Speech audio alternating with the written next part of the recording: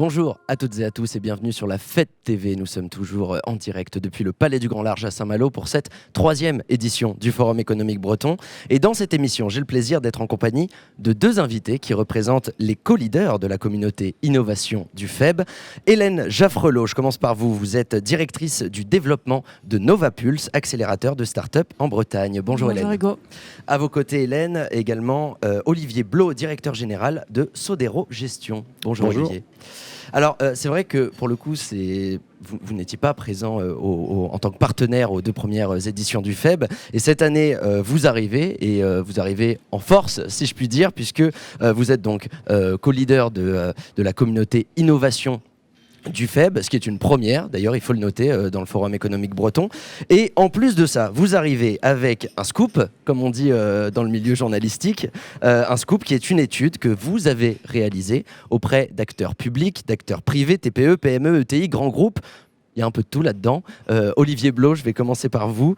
Quel était l'objectif de cette étude, Olivier ? Alors nous, notre objectif, c'est que nous sommes un acteur sur l'innovation depuis plus de 20 ans déjà sur les Pays de la Loire. Mais on est très intéressé pour effectivement s'implanter sur la Bretagne sur cette thématique-là, d'être un acteur sur l'innovation sur la Bretagne. Et donc, il y a un écosystème qui est spécifique. Et donc, on avait besoin de mieux comprendre les besoins sur la région Bretagne pour mieux appréhender ensuite la façon de pouvoir adresser l'innovation sur la Bretagne. Pour comprendre les besoins, pour comprendre les aspérités évidemment de ce secteur. Je poursuis avec vous, Hélène Jaffrelot. Dans les grandes lignes, on ne va pas rentrer dans le détail de cette vaste étude, mais même si elle est, ma foi, très intéressante, qu'est-ce qui ressort globalement de vos travaux ? Alors déjà, c'est 150 décideurs bretons que l'on a interrogés à travers cette étude. Des décideurs, vous le disiez, de tout l'écosystème, à la fois privé et public de la scène bretonne, avec des acteurs qui ont des enjeux principalement commerciaux, stratégiques et financiers, rien de nouveau sous le soleil, mais de plus en plus des enjeux environnementaux et sociétaux, avec des mots-clés de transition et de difficultés de recrutement et difficultés à attirer des talents. Donc, dans ces mots-clés qui ressortent de leurs enjeux dans l'étude.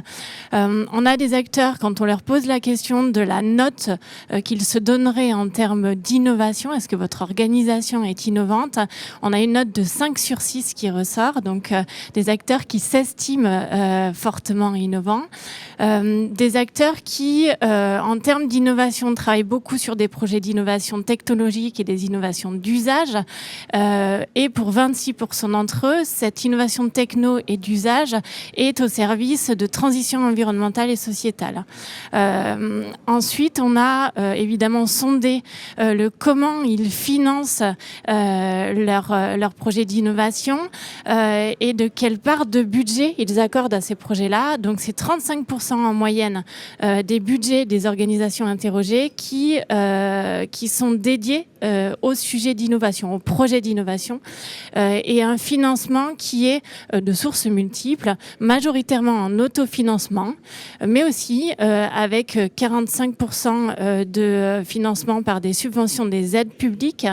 On a 35% d'acteurs qui financent avec des prêts bancaires, et puis 23% qui ouvrent leur capital pour financer ces besoins d'innovation. Alors j'imagine qu'aussi en termes de financement, ce ne sont pas les mêmes besoins, ce ne sont pas les mêmes sommes qui sont allouées en fonction du profil de l'entreprise. Malgré tout, pour vous, Hélène Jaffrelot, aujourd'hui, la dynamique est la même qu'on soit chez une start-up ou un grand groupe. Il y a la même volonté de vouloir innover ? Alors, il y a une volonté de transition forte chez les acteurs plutôt TPE, PME, grands groupes, et notamment c'est chez eux qu'on parle le plus de transition écologique et sociétale, mais évidemment des budgets, des projets moindres que les startups qui, elles, accordent 62% de leur budget à ces sujets-là d'innovation. C'est l'essence même de leur proposition derrière qui dépend de cette innovation. Et à la lumière de cette étude, Olivier Blot, pour vous, quelle est en région Bretagne, quels sont plutôt les atouts qui peuvent favoriser l'innovation? Tout à l'heure, Hélène parlait de subventions publiques, de prêts bancaires. C'est quoi? C'est une synergie entre les acteurs qui influent en fait et qui impulsent une dynamique? Oui, entre autres, il y a une convergence de plusieurs facteurs. Le premier facteur qui apparaît assez rapidement, c'est l'attractivité du territoire. Donc une attractivité forte, c'est le cadre de vie, mais c'est aussi les infrastructures et la richesse du territoire, avec une présence aussi maritime, donc qui laisse beaucoup de possibilités. C'est la première chose. La deuxième chose, c'est la richesse des écosystèmes aussi, ça apparaît très fortement. Richesse des écosystèmes, ça veut dire l'existence des réseaux, déjà de réseaux forts qui existent, donc qui sont très importants et qui sont nombreux. Des offres de financement qui sont mises en place pour l'innovation et également des moyens d'accompagnement des entreprises. Donc ça c'est un deuxième facteur. Et le troisième facteur, c'est aussi les compétences et le savoir-faire. Et donc là, derrière, on parle de formation. Et donc là, il y a une synergie, il y a un savoir-faire au niveau des pôles universitaires qui sont aussi très forts. Donc attractivité du territoire, la richesse des écosystèmes et la force de la formation sur le territoire aussi.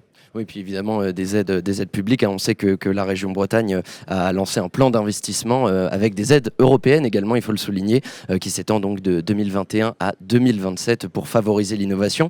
Alors là, on était sur les points forts, les atouts pour l'innovation en Bretagne, mais ce qui est très intéressant avec cette étude, c'est que ça a permis également de mettre en lumière, de mettre en exergue des pistes d'amélioration, là où il y a des besoins et il faut pouvoir y répondre. Hélène Jaffrolot, quelles sont justement les pistes qui ont pu être mises en avant dans cette étude? Alors, c'est vrai que l'idée, c'était pas de faire qu'un état des lieux de l'innovation en Bretagne, c'était aussi d'aller chercher dans les réponses et dans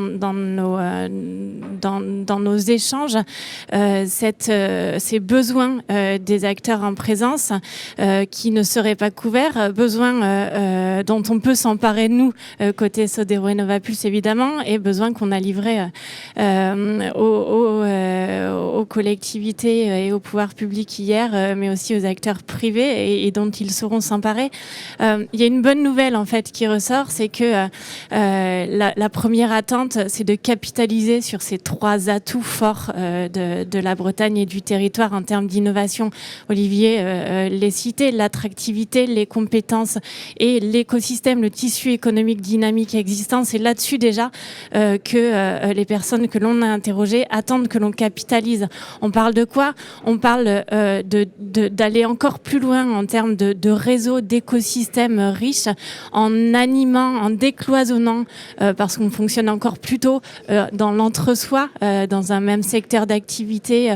L'idée, c'est de décloisonner, de casser ces silos, d'animer des communautés transverses, de leur proposer des tiers-lieux pour se rencontrer et élargir vraiment cette proposition, cette rencontre des écosystèmes.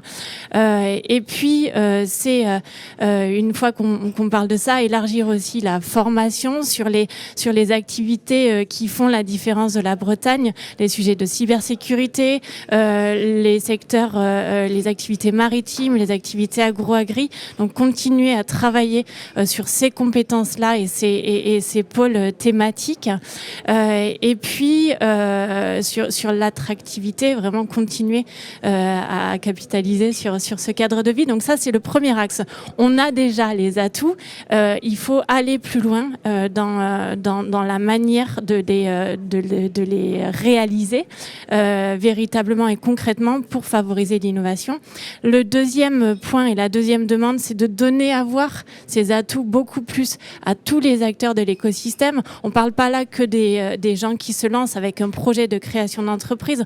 On parle aussi de transformer les organisations bretonnes, des plus grands groupes privés, publics, en ayant une meilleure visibilité sur qui peut les accompagner, sur qui peut financer l'innovation et leurs projets sur le territoire.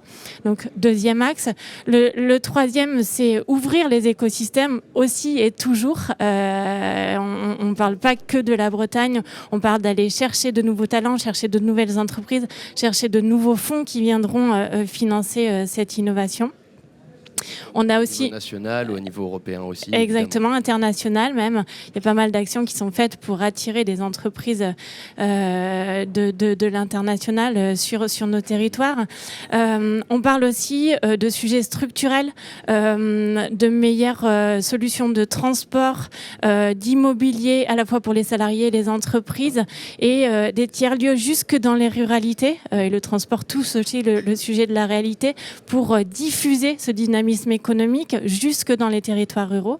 Et le dernier point, et c'est celui dont on va s'emparer le plus évidemment, c'est le sujet du financement de l'innovation. Avoir des fonds mieux dotés, plus thématiques et qui s'engage un peu plus en termes de risque, donc dès l'amorçage, dès la création. Et côté financement public, des aides plus visibles, plus lisibles, et peut-être aussi, et bon là évidemment les demandes émanent des startups qui ont répondu à l'étude, des cycles de décision plus courts.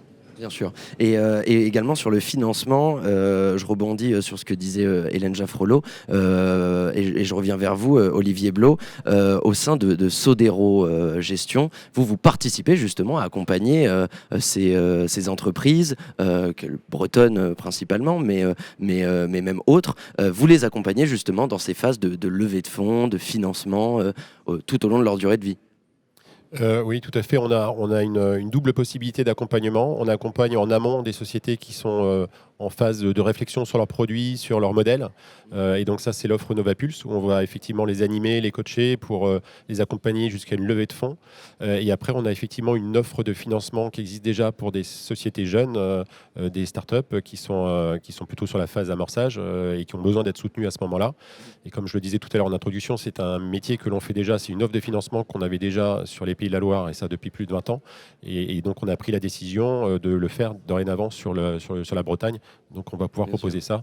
Et donc on a lancé un nouveau fonds depuis à peu près 6 mois, 8 mois. Donc une initiative qui représente parfaitement l'ADN du FEB, puisque c'est acteurs publics, acteurs privés, et puis évidemment aussi que ce soit l'État, les collectivités territoriales. En fait, c'est une synergie de l'ensemble des acteurs pour favoriser l'innovation et répondre aux défis de la transition numérique, la transition écologique, et puis évidemment aussi toutes ces problématiques que vous évoquiez tout à l'heure, Hélène, donc le logement, les transports sur la Bretagne. Et donc cette étude, pour finir, on peut la retrouver, elle est publique, cette étude ? Elle n'est pas publique, sur demande auprès de Novapulse et Sodero Gestion.